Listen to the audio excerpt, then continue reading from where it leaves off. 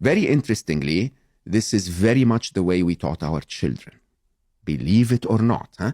When your child, is playing with a puzzle, he's holding a cylinder in his hand, and there are multiple shapes in a wooden board, and the child is trying to, fit the cylinder. Okay, nobody takes the child and says, "Hold on, turn the cylinder to the side, look at the cross section. It will look like a circle. Look for a matching, shape, and put the cylinder through it." That would be old way of computing. The way we would let the child develop intelligence is we would let the child try. Okay, every time he or she tries to put it within the star shape, it doesn't fit.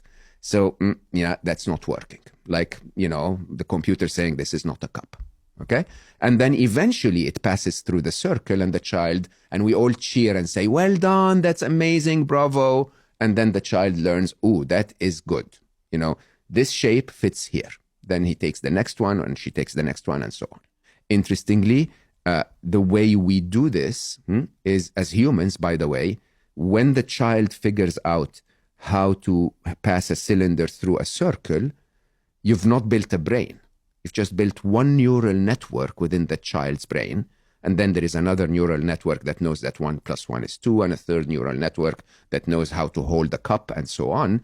That's what we're building so far. We're building single-threaded neural networks.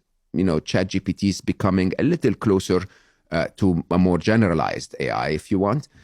But those single-threaded networks are what we used to call what we still call artificial special intelligence. Okay, so it's highly specialized in one thing and one thing only, but doesn't have general intelligence. And the moment that we're all waiting for is a moment that we call AGI, where all of those neural networks come together to build one brain or several brains.